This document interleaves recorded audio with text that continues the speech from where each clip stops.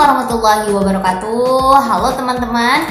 Pada kesempatan kali ini Halimah mau sharing-sharing tentang beberapa hal begitu. Kebetulan beberapa waktu yang lalu ketika Halimah posting soal bagaimana sih ketika Halimah sedang sedih, galau atau tidak semangat begitu. Nah, ada yang request nih tentang satu materi kayak gitu. Sebelum Halimah lanjutkan, tetap pantengin video ini sampai habis. Jangan lupa klik tombol subscribe di bawah, kemudian klik like, komen, dan share. Dan terakhir, teman-teman harus tekan tombol loncengnya biar nggak ketinggalan di video-video selanjutnya. Ditonton sampai habis ya. Pada konten kali ini Halimah akan bahas soal insecure, di mana perasaan insecure ini kerap kali dialami oleh beberapa orang. Bahkan Halimah juga pernah ngalami dan pastinya kalian juga pernah ngalamin kan. Ya, ini adalah permintaan dari salah satu teman ketika Halimah udah posting video sebelumnya tentang bagaimana sih cara nanganin tidak semangat, kemudian sedih atau galau begitu. Oke, kalau soal teori, soal pengertiannya apa itu insecure, itu kan bahasa Inggris sebetulnya ya.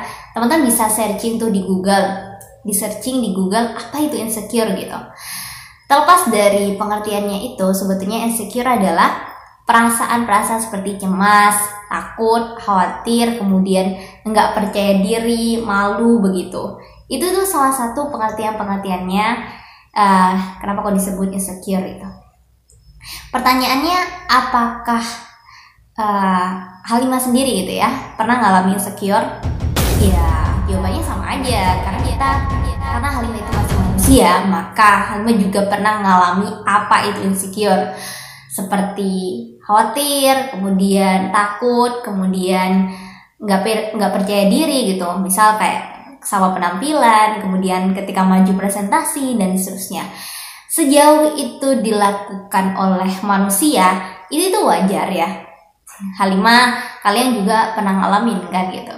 Tapi yang menjadi nggak wajar itu ketika terus-terusan insecure gitu. Kalau kita terus-terusan insecure, gimana kita mau bergerak, gimana kita itu mau jadi yang lebih baik, gimana kita itu bisa berubah kayak gitu kan. Oke, kita lanjut ke bagaimana sih cara Halimah nanganin atau menanggulangi perasaan-perasaan insecure itu tadi gitu. Cara yang pertama, Halimah menggunakan pendekatan spiritual. Ya, buat yang muslim bisa melakukannya dengan ibadah ya, misalnya dengan zikir, kemudian sholat, kemudian berwudu. Itu kan dalam agama Islam diajarkan, diterangkan bahwa itu bisa bikin tenang. Dan beberapa penelitian sudah menemukan bahwa ibadah-ibadah seperti wudu, kemudian sholat, zikir, itu benar-benar bisa bikin seseorang tenang. Baca Al-Quran itu juga. Nah, Halimah menanggulanginya pakai itu. Yang kedua adalah dengan melakukan hal-hal yang positif. Misalnya, ketika insecure itu melanda, Halimah jadi fokus sama hobi yang tadinya itu insecure, sedih, nangis, takut, khawatir, nggak percaya diri kayak gitu, itu melanda diri Halimah larikan, atau bahasa lainnya itu dikompensasikan pada sesuatu yang positif. Misalnya Halimah berbagi makanan pada orang lain, Halimah bantuin orang lain cari solusi, atau Halimah itu biasanya dengerin ceritanya orang. Jadi lupa deh kalau kita itu berada di posisi insecure. Pokoknya teman-teman alihkan kepada sesuatu yang positif. Misalnya ngembangin hobinya gitu. Kalau misal hobinya buat lagu, yaudah buat lagu gitu. Kemudian bisa juga dengan nulis gitu kalau emang hobinya nulis. Yang ketiga adalah terima hasilnya. Jadi kayak mensyukuri apa yang kita dapat itu. Insecure itu kan muncul salah satu penyebabnya ketika keinginan tidak sesuai dengan harapan. Maka kita itu jadi insecure gitu. Oh, kok hasilku kayak gini aja ya. Aku udah berkali-kali ikut lomba kok nggak ada hasilnya ya. Berkali-kali aku udah cari kerja kok malah nggak diterima kayak gitu. Dan perasaan-perasaan yang lain. Nah, dari situ teman-teman perlu bersyukur kayak gitu. Diterima, jangan ditolak kayak gitu. Itu yang Halimah lakukan ketika insecure datang gitu. Jadi ketika Halimah gagal akan sesuatu, pasti kan Halimah pernah gagal juga kayak teman-teman gitu. Itu ya Halimah terima, nggak ditolak. Menerima di sini itu bisa dilakukan ketika kita gagal ya teman-teman. Karena kegagalan itu bisa jadi motivasi buat teman-teman maju ke depan itu. Karena bisa jadi kalau kita menang di hari ini, kita jadi nggak belajar lagi. Kita itu termotivasi untuk try and try gitu. Makanya jangan keburu insecure gitu ya. Ketika insecure itu datang, Halimah keluar dari rumah.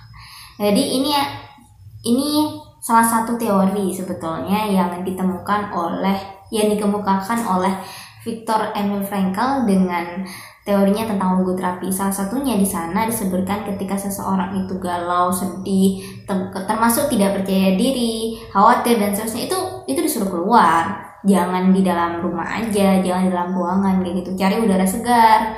Kemudian teman-teman bisa perhatikan orang-orang sekitar, orang yang sedang jalan.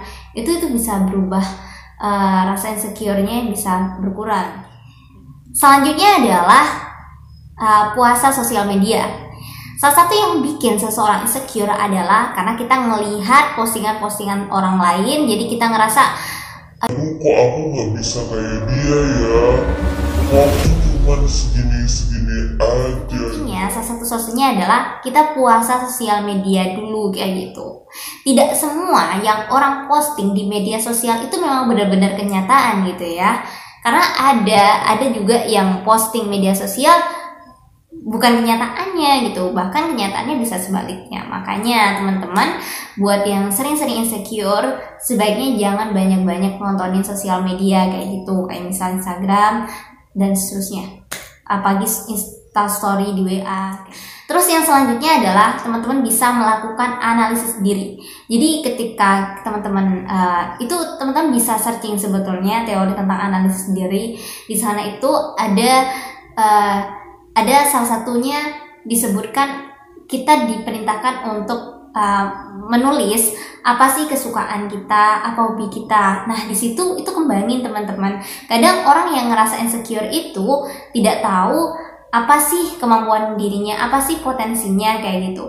Nah teman-teman, agar teman-teman gak insecure, teman-teman harus menemukan passionnya teman-teman itu di mana gitu. Misalnya teman-teman sukanya, passionnya itu dimasak, kemudian teman-teman pengen jadi seorang penulis, itu kan bertentangan banget gitu. Makanya perlu analisis diri terlebih dahulu agar teman-teman tahu ya gitu, biar nggak insecure dulu yang didepankan gitu. Karena setiap orang itu punya passion tersendiri gitu. Terus kita itu nggak boleh insecure karena kita sendiri punya kemampuan sendiri-sendiri. Kalau teman-teman udah berhasil menganalisis diri, kemudian teman-teman udah menemukan apa passionnya teman-teman, di bidang apa, hobinya begitu, setelah itu kembangkan, try and try. Kemudian cari sesuatu yang berhubungan dengan passionnya teman-teman kayak gitu. Lebih fokus pada diri teman-teman sendiri, bukan fokus pada orang lain. Boleh saja teman-teman cari inspirasi pada orang lain, pada sekitar kayak gitu. Tapi lagi-lagi kembali pada diri teman-teman, jangan lama-lama, jangan sampai teman-teman itu terlalu bergelimpang pada keberhasilan orang lain kayak gitu. Sebetulnya kalian itu hebat gitu ya, hebat banget gitu. Hanya saja mungkin teman-teman belum mempercayai diri kalian bahwa diri kalian adalah hebat gitu.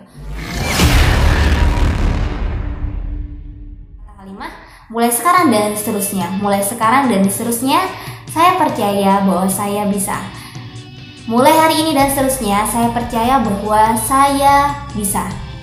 Mulai sekarang dan seterusnya, saya percaya bahwa saya bisa begitu. Bahwa saya berharga begitu teman-teman.